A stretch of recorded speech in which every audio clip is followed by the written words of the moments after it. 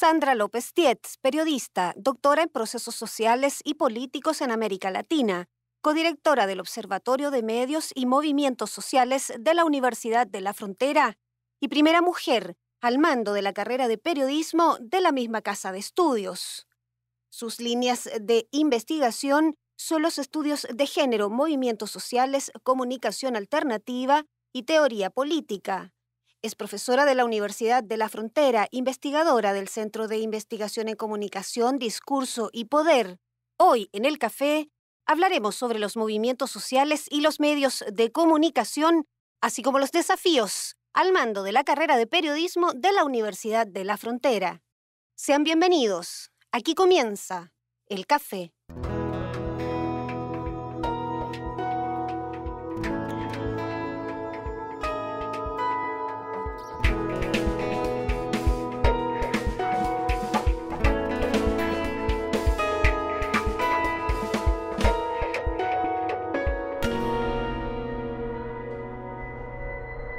¿Cómo están, amigas y amigos de El Café? Gracias por acompañarnos, como siempre, en las pantallas de UFROvisión.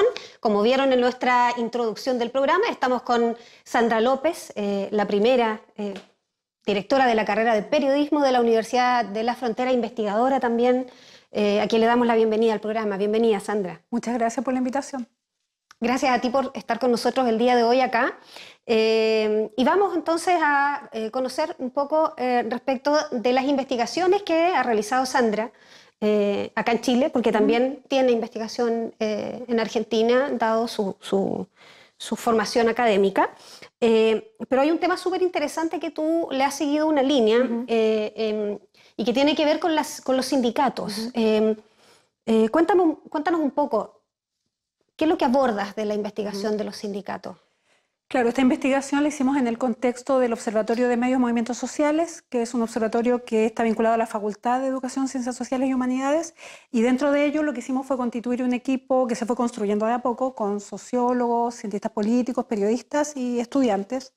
Y allí nos planteamos como desafío en algún momento, porque nuestro eje de trabajo tiene que ver con la visibilidad de los medios, de los movimientos sociales de la prensa, pero nos propusimos de alguna manera, por intereses también del aporte que hace la universidad a su contexto social, hacer una especie de radiografía de, en principio, los trabajadores y trabajadoras del retail. Ese fue un poco el desafío.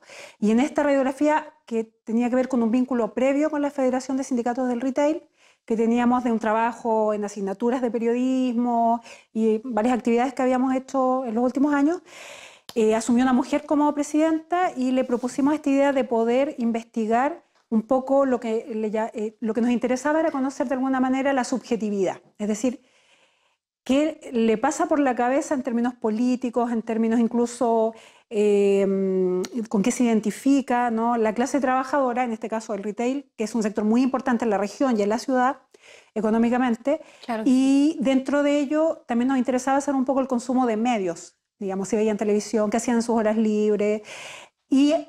Pero esta idea la llevamos a reuniones con los dirigentes y las dirigentes del retail, también viendo qué les interesaba saber, porque uno puede querer saber algo, pero en verdad los intereses de los sindicatos son otros. Y allí fuimos consensuando en varias actividades y reuniones qué temas eran relevantes. Por ejemplo, para los dirigentes el tema de la robotización y la pérdida posible de puestos de trabajo era un tema muy importante. El tema de, por ejemplo, qué visión tiene la base de los trabajadores y las trabajadoras de los dirigentes, ¿te fijas? ¿Por qué se movilizan poco? ¿Cuáles son sus intereses? Había como varios temas que en reuniones de trabajo, donde fuimos haciendo lluvia de ideas, fuimos consensuando, nosotros les fuimos presentando luego dimensiones, fuimos convirtiendo en dimensiones todas las conversaciones y luego las convertimos en una encuesta.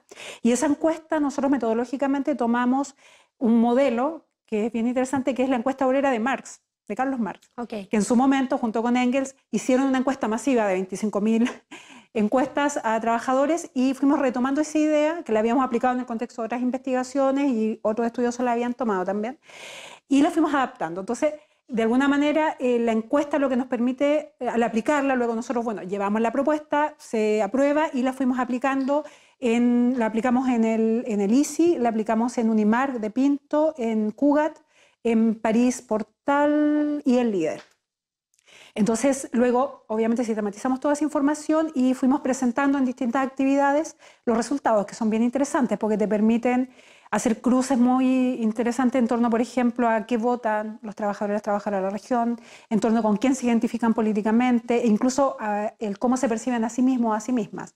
Por ejemplo, si se conciben como clase trabajadora o no, ¿no? Que tiene que ver de alguna manera con temas también de identidad política, pensando en este contexto de un Chile neoliberal, donde el antiguo Chile, ¿no? Muy politizado, con organizaciones importantes sociales, fue cada vez más perdiendo fuerza y hoy, de hecho, la minoría de los trabajadores y las trabajadoras están en sindicatos. Entonces nos interesaba saber eso, pero también saber, como te decía, qué hacen en su tiempo libre, ¿no? En qué cosas participan, ¿no? A qué le dedican un domingo, qué hacen cuando llegan a la casa.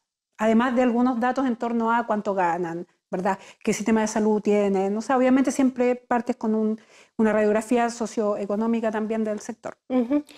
Oye, Sandra, y en ese contexto, ¿cuál es el perfil de los dirigentes de los sindicatos? Antes, digamos, claro. Yo me imagino que debe haber sido muy político su perfil. Hoy, ¿cómo es? Claro, en sí la FECIR como Federación de Sindicatos del Retail es bien comprometida, participa en el movimiento No Más AFP, apoyan otras movilizaciones, pero digamos en el fondo lo que nos planteaban los dirigentes, las dirigentes, es que había como una distancia entre el activismo de la dirigencia y la base que no van a marchas, que no participan de estos movimientos, entonces había como una distancia.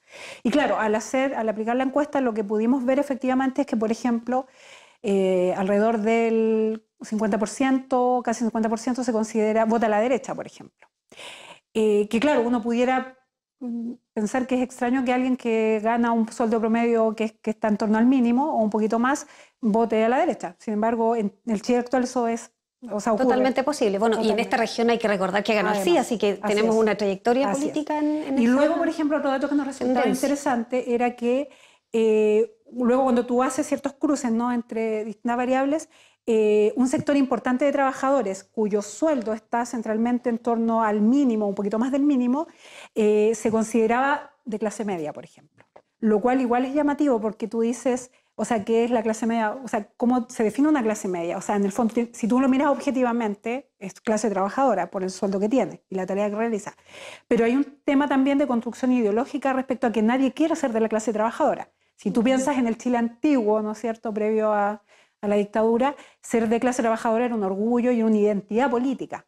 Pero eso claramente hoy no lo es, digamos. No es una identidad política ni es un orgullo ser trabajador. Más bien es algo de lo cual yo me quiero escapar, ¿no? Tengo la aspiración de ser de otra clase, ¿verdad? También nos parecía interesante que mucha gente de aquella que se consideraba o se identificaba como clase trabajadora, se autodefinía como clase trabajadora, no fue a votar, por ejemplo. Yo te diría que ahí en el 40 y algo % no fue directamente a votar. Y eso también es interesante porque da cuenta de que tampoco es que la participación política es tan amplia, sino que en verdad los sectores que votan son, bueno, esto es un fenómeno nacional de todas maneras, son menos de la mitad de los trabajadores y las trabajadoras. Sandra, ¿tuvieron la oportunidad de conocer, digamos, por qué la gente se está, digamos, afiliando a los sindicatos si no está participando en temas políticos o en otros movimientos, digamos? ¿Cuál es la razón de la existencia? Mira, la mayoría de los trabajadores que se sindicalizan tiene que ver con lograr ciertos beneficios, que son mínimos en algunos casos, pero que son, digamos, que cuando tú tienes un contexto de precariedad en tu salario, suman, ¿no? Bonos de distintas cosas, entonces si bien la mayoría de los lugares no tiene la mayoría de los trabajadores sindicalizados, aunque algunos tienen un porcentaje importante, claro, logra ciertos beneficios en las negociaciones colectivas. Entonces eso hace que, y también tiene mucho que ver con el perfil de los dirigentes, ¿no? Que sean comprometidos, que en el fondo peleen por sus trabajadores, que logren buenas negociaciones colectivas. O sea, claramente cuando un sindicato sale viendo una negociación colectiva, suma más gente que cuando no, digamos. Claro. Y como te digo, está ese aspecto, y lo otro interesante que relevamos fue el tema de género, ¿no? Cómo, por ejemplo, las mujeres se ubican claramente en los tramos salariales más bajos, como digamos, en la edad en que trabajan, básicamente es aquella que es antes de lo que se considera como el periodo en el cual eres madre o posteriores. Entonces, está muy, muy diferenciado allí, ¿no? Por ejemplo, la permanencia en el lugar de trabajo. En general, los tipos de contratos de las mujeres llevaban 5 años y no más en los lugares de trabajo. Claramente, nuestra hipótesis que tiene que ver con estos periodos en los cuales te dedicas a tus hijos, a tu hija, etc. Y algo súper interesante es que cuando tú preguntas sobre qué llegas a hacer a tu casa, la mayoría de los varones contestaban que a ver televisión y la mayoría de las mujeres contestaban que hacer las tareas de la casa. Y eso marca claramente que aunque estés trabajando, digamos, en ambos casos, en ambos géneros, todavía las tareas del hogar se consideran responsabilidad de las mujeres y son tomadas por las mujeres a pesar de que tengan una hora jornada de trabajo, o sea, siguen teniendo otra jornada en el hogar, digamos. Claro que sí. Y en el trabajo se expresa eso, ¿no?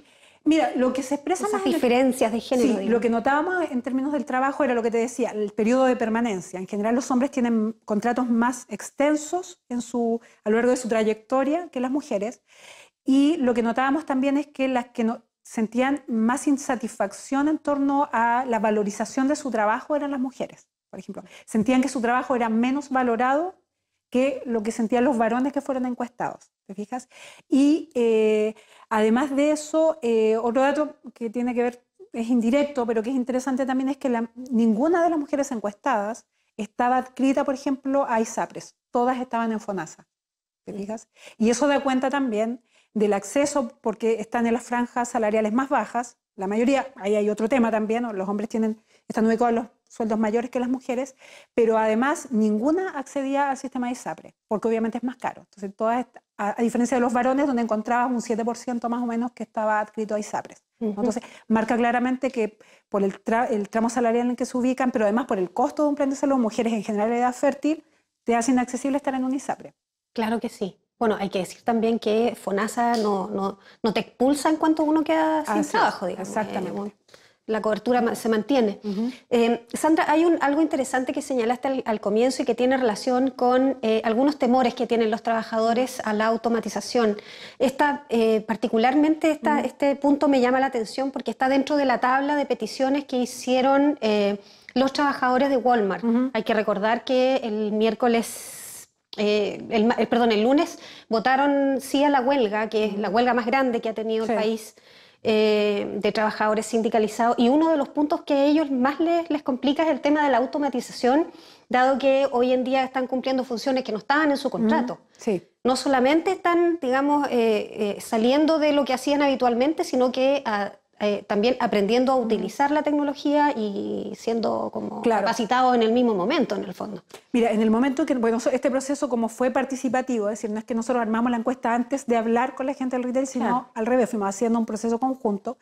Cuando nosotros partimos con digamos, la idea y con los temas, era una preocupación para los dirigentes y las dirigentes, pero eso no se reflejó luego en las encuestas. O sea, en aquel momento, nosotros lo aplicamos el año pasado, todavía no era visto como un problema, como en el fondo potencialmente la pérdida del puesto de trabajo, a pesar que uno lo ve, o sea, tú vas y pesas tu pan y pesas tu fruta y te das cuenta de que ahí va a desaparecer un puesto de trabajo. Totalmente.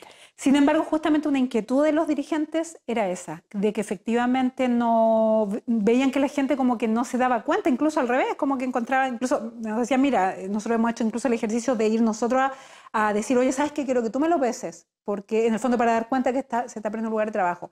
Pero no se veía todavía como una amenaza en aquel momento. ¿Ya? Entonces eso no se refleja como un problema para los trabajadores de base, al menos las encuestas. Probablemente ahora que la discusión ha avanzado, esto pueda, claro, en tiempo real hoy puede ser un problema más visibilizado, pero al menos hasta el momento que nosotros aplicamos, que fue el año pasado, no, por lo menos para la base de los trabajadores, para los dirigentes lo era, y era un gran tema de preocupación, de hecho.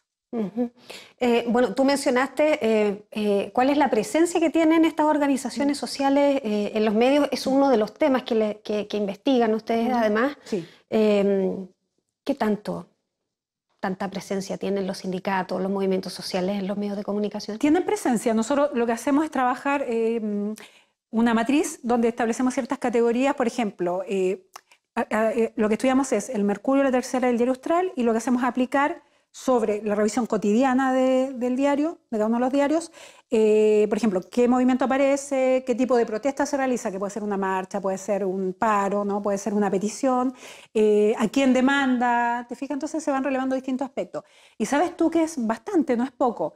Lo que pasa es que todavía es cuantitativo, porque lo que te permite saber, por ejemplo, es en un trimestre o en un año, ¿no? Luego nosotros generamos informes, qué movimientos sociales fueron los más visibles y qué tipo de acciones de protesta se realizan mayoritariamente. Entonces, por ejemplo, hay ciertos trimestres en los cuales por ejemplo, son los movimientos docentes, ¿no? Y qué tipo de acción, marchas y paro, por ejemplo, ¿no? ¿Y quién es el actor demandado? El Estado. Eso te permite saber. Ahora, el cómo aparece es otra cosa, pero eso implica ya un trabajo más de tipo cualitativo, que es la segunda etapa de nuestro trabajo, porque tampoco somos un gran equipo, digamos, así que vamos priorizando.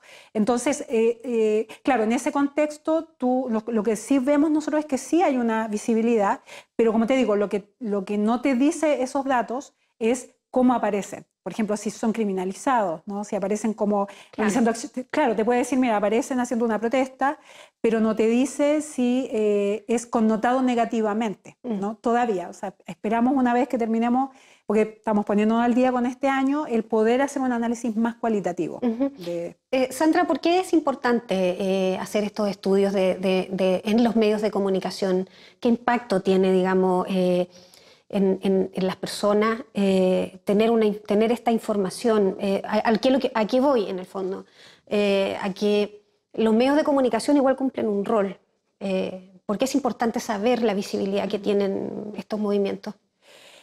Lo que pasa es que, claro, los medios construyen realidad, bien lo sabemos en la región. O sea, aquí se ha construido el imaginario, que nosotros trabajamos muchos temas de imaginarios sociales, sobre, por ejemplo, la existencia de terrorismo, sobre acciones y sujetos o sujetas que son terroristas, y eso está instalado. O sea, tú lo escuchas en todos lados. Y eso lo instalaron los medios, claramente. O sea, hay muchos estudios e investigaciones que lo plantean, no es algo nuevo lo que estoy diciendo. Pero eso ocurre en todo orden de cosas. O sea, por ejemplo, ¿qué imaginario hay sobre las movilizaciones o las acciones de los estudiantes? En general son negativas, ¿verdad? Claro. Se lo ve como acciones en las cuales se destruye la figura del encapuchado, por ejemplo. O como lo que está ocurriendo en el Instituto Nacional, digamos. Bueno, ni hablar, lo mismo. Entonces, el gran problema que hay, que es que no hay una recepción crítica de los medios, ¿te fijas? Y al no haber una recepción crítica, lo que ocurre es que se instalan estos imaginarios. Y este imaginario es poderoso luego porque circula socialmente. Entonces, tú escuchas, una cosa que a mí me choca, yo soy de la región, pero estuve fuera, volví, es, por ejemplo, el tremendo racismo que existe hacia el pueblo mapuche. Entonces, pero si el territorio mapuche, ¿cómo puede ser? Sin embargo, existe. O el imaginario en torno, por ejemplo, a la figura del descendiente de colonos, ¿no? O esta idea de que, claro, el cuestionamiento al modelo neoliberal o a las empresas forestales en realidad están en contra del desarrollo. ¿Te fijas? Entonces, estos imaginarios se instalan y como no hay una lectura crítica, un proceso en el cual pueda discutirse en torno a estos mensajes, obviamente eso circula y se va cristalizando socialmente como imaginarios que van replicándose constantemente después. ¿Cómo se hace para cambiar esas percepciones? Wow, es que para eso tendría que haber, bueno, no es algo que hemos investigado en sí, yo te puedo dar como mi visión, tendría que haber una democratización de los medios y eso no es lo que ocurre, todo lo contrario, lo que hay es una concentración cada vez mayor, una además concentración incluso no solo a nivel nacional, sino a nivel, o sea, que hay dos grandes grupos económicos en términos de los diarios, son pocos los canales. Claro, luego tienes las redes sociales, pero también sabemos que en redes sociales se pueden construir falsas noticias. Vemos la experiencia de la campaña de Bolsonaro en Brasil a través de WhatsApp, ¿te fijas? Entonces, claro, en un contexto en el cual el poder está tan concentrado, es difícil, para mí pasa por democratizar los medios, pero democratizar los medios en Chile en particular significaría hacer cambios profundos al sistema neoliberal, lo cual es difícil. O sea, los estudiantes del 2011 lo quisieron hacer y lograron gratuidad, pero esa gratuidad implicó subvencionar también a la educación privada, por ejemplo. Claro. Entonces es complejo porque es un modelo que está muy instalado y que cuesta mucho que cambie, digamos. Ahora tiene que pasar, pero no está tan fácil que pase porque hay mucha criminalización de los movimientos sociales. Y aquí vamos viendo, o sea, tú generas movimiento, pero el movimiento es criminalizado, es condenado, es construido con este imaginario de que es violento, ¿te fijas? Entonces, es bien complejo en realidad el hacer esta ruptura. Y que no es necesario porque siempre el diálogo... Bueno, además... pero nadie se explica por qué antes no hubo diálogo. Es que ese es el tema. Eso claro. Es como la parte si que tú lo piensas, rara. Incluso lo llevas al terreno de la universidad, lo discutíamos ayer en una capacitación en torno a temas de género, para que se generaran cambios en las mínimo, se visibilizaron las brechas de género en el mundo universitario, hubo que hacer una movilización feminista. Y eso fue nacional incluso, ni siquiera es que hablamos solo de la UFRO. Hubo que construir movimiento social dentro de la universidad para instalar y visibilizar algo que en el fondo siempre estuvo, pero que estaba oculto y naturalizado, que es que hay enormes brechas de género al interior de la universidad también, y además de temas de acoso, pero claro, son temas nacionales, internacionales, pero para ello hubo que levantar un movimiento. O sea, para poner en discusión el piropo, instalar un movimiento, ¿te fijas? O sea, finalmente, en mi visión al menos, sin movimiento social nada cambia, pero Chile es difícil instalar movimientos sociales.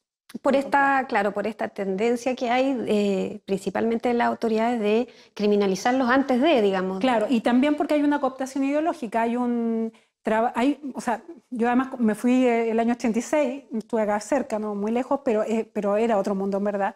Y claro, en Chile el tema de la revolución neoliberal es muy impresionante porque hubo un cambio en el ADN de las personas. O sea, aquí hay un sujeto, un individuo neoliberal, que tiene valores neoliberales. ¿Te fijas? Que fue un trabajo de... Que es cultural, digamos. Que es de joyería, claro, que en el fondo es toda una subjetividad. Entonces, tú puedes escuchar gente joven, que yo he escuchado, así me he quedado impactada escuchando gente joven diciendo, no sé, que la clave es competir, y todo es competir, y a mí me choca mucho porque no tiene que ver con mi mirada, pero es algo como incuestionable, porque se volvió natural esa ideología neoliberal, ¿te fijas? Entonces es como parte del sentido común en el fondo, competir, el individualismo, arreglártela solo, todas esas cosas, ¿no? Y por eso es duro, porque no es solo que se criminalice, sino que incluso muchas personas consideran que eso está bien, digamos, que ese es el mejor de los mundos, digamos. Sí, claro que sí. De hecho, cuando se han hecho encuestas respecto de ir restando derechos a las personas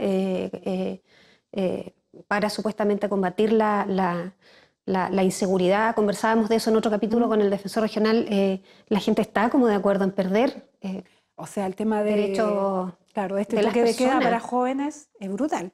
Entonces, o sea, no pueden estar en el espacio público, no pueden estar en la calle, no pueden estar en las plazas después de cierto horario, o sea, ¿en qué cabeza cabe, no? Claro, pero bueno, esos son procesos internacionales. Hay trabajos bien interesantes que dan cuenta de cómo la construcción del miedo, hay una autora en particular que trabaja el tema de la instalación de la noción, por un lado, del terrorismo para criminalizar los movimientos sociales, y la otra que es la construcción de la idea de la delincuencia. Y ambas lo que hace es que los estados refuercen, por lo tanto, los aparatos represivos. Entonces, no permiten movimiento social y generan el miedo. Y ese miedo te permite ir controlando mucho más, entonces poniendo más plata a carabineros, obviamente, por ejemplo... Y generando también sensaciones de temor, claro. Temor. Y fíjate qué interesante, porque este verano vivimos un proceso de militarización de la Araucanía con el argumento de los incendios forestales. O sea, pero fue una militarización, o sea, ese es un estado de excepción en un sentido, que era una demanda que hacía mucho rato muchos sectores venían planteando.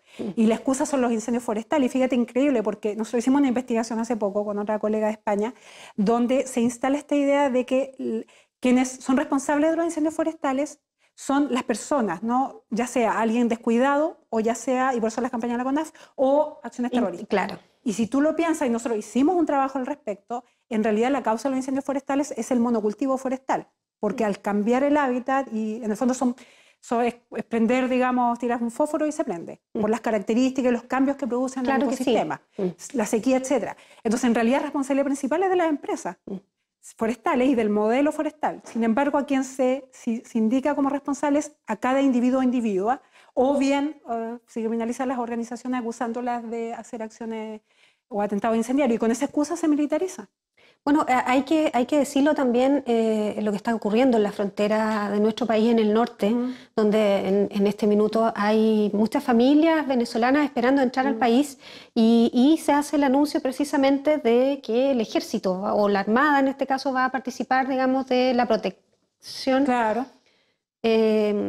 Cuando dentro del país tenemos también un discurso que dice que ellos están sufriendo, que están en un país inseguro, con hambre, y cuando quieren salir no se les deja entrar. Claro.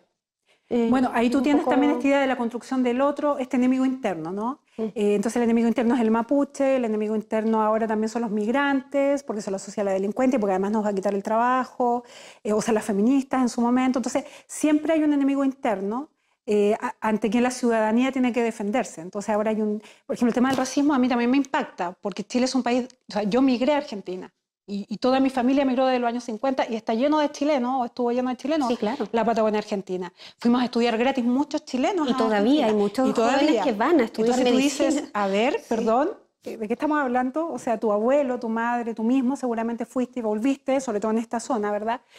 Así como el exilio. Entonces, nuevamente, este sujeto o individuo neoliberal, ¿no? Que además cree que Chile es un país, ¿no es cierto?, que tiene la desgracia de estar aquí en Sudamérica, pero que debería en realidad estar como en Europa o los Estados Unidos. Claro, somos jaguares. Y luego tú analizas las precariedades, e incluso en un país como Argentina, con todas sus crisis, había más derechos sociales. O sea, yo estudié gratis en la universidad sin dar prueba, me inscribí, hice un trámite, me inscribí, hice una carrera, solo pagué el título, que me costó como 5.000 pesos, creo, y siendo chilena. Entonces, incluso en países, bueno, que tú podías decir tan bajo Chile, hay mucho más derechos sociales. ¿Y te miraron feo en la universidad por ser, digamos, por no ser argentina? No, pero es que, mira... Te pregunto porque me gustaría que, no solo que eso, le cuentes a la gente cómo es así, porque claro. yo he estado tiempos largos allá en Argentina y la verdad que tienen una mente, la verdad que harto más abierta que nosotros en muchas cosas. Claro, bueno, cuando yo estudié periodismo, por ejemplo, habíamos estudiantes chilenos, peruanos, paraguayos, bolivianos, o sea, era... porque es gratuito, porque es abierto, de hecho tú ingresas como cualquier estudiante argentino, llevas solamente tu concentración de notas y tu, creo, un certificado. Bueno, yo terminé el secundario allá, pero creo que los chicos llevaban además un certificado antecedente, ¿no? Y estudias a la par, o sea, te haces amigo, eres parte de... porque es mucho más abierto, claramente, mucho más abierto porque además es considerado un derecho, ¿no? Bueno, ahora Macri igual está copiando y quiere instalar hasta el final este modelo chileno, que es una pena, pero es una, o sea, es una universidad abierta además porque considera que se debe a la comunidad, es su deber. Sandra, tengo que llevarte obligadamente al tema de la carrera de periodismo, porque esta instalación de este imaginario colectivo, ya sea para bien, para mal, en el tema que sea, digamos, los periodistas estamos, digamos, somos parte de esa cadena. Sí. ¿Cómo se aborda eso y cómo lo vas a abordar tú en tu nuevo cargo, digamos? Lo voy a reiterar, es la primera mujer directora de la carrera de periodismo. Este fue un compromiso del rector de ampliar estos espacios y es importante tu visión respecto a este tema. Mira, la carrera de periodismo de la UFRO tiene una característica que siempre, digamos, ha sido como una impronta, que es el pensamiento crítico. De hecho, en los procesos de acreditación, cuando tú hablas con titulados, tituladas, con empleador, empleadoras, si bien hay otros déficits, en general siempre se ha destacado el pensamiento crítico, la capacidad teórica. Y luego la carrera también ha ido equilibrando los aspectos más propios del ejercicio del periodismo, ¿no?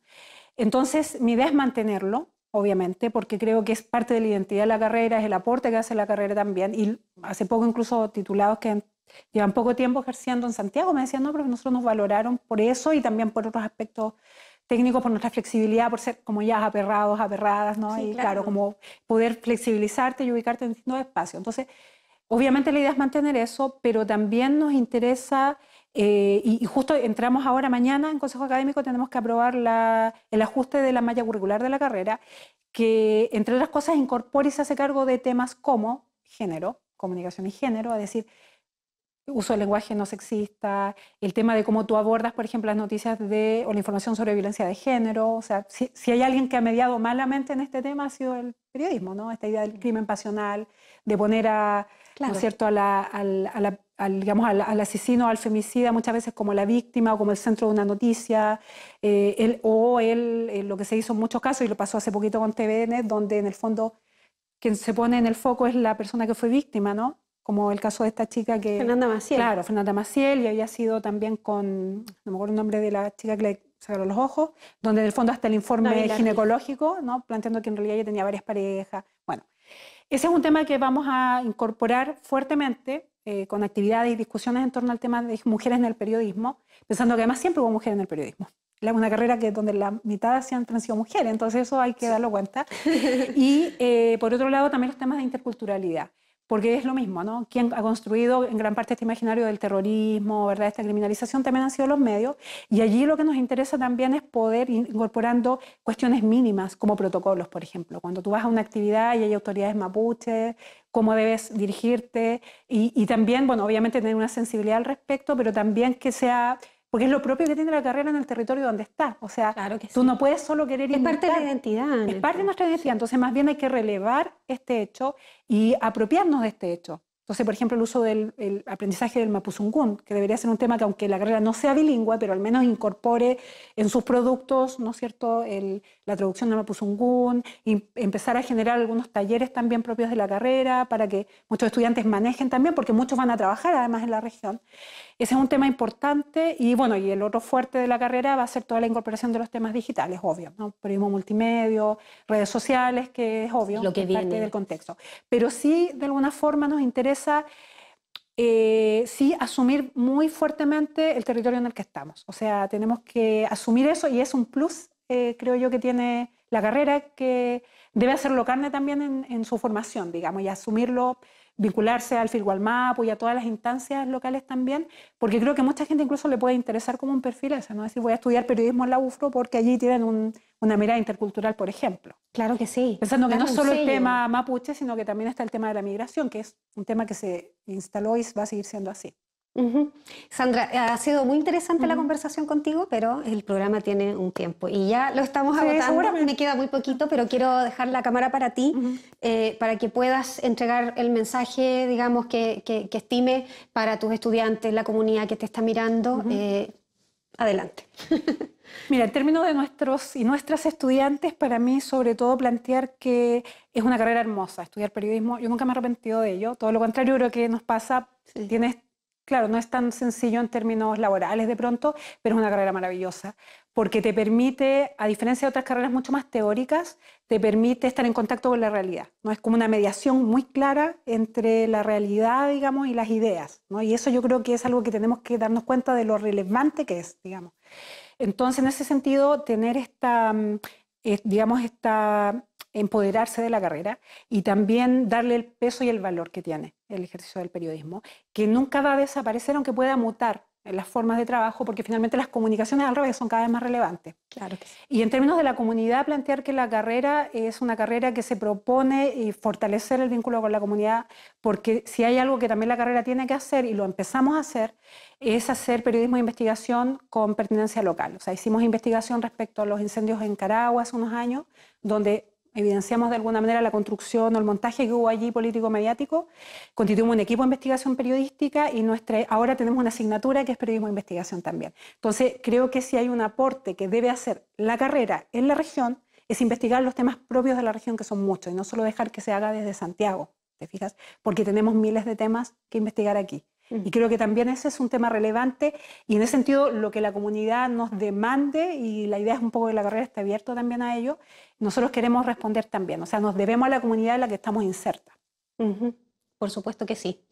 Sandra López, en el café, muchas gracias por acompañarnos en este capítulo. A ustedes, por supuesto, gracias, como siempre, por mantenerse acá en UFRO Medios y en nuestras redes sociales también. Nos vemos en una próxima oportunidad. Gracias. Gracias.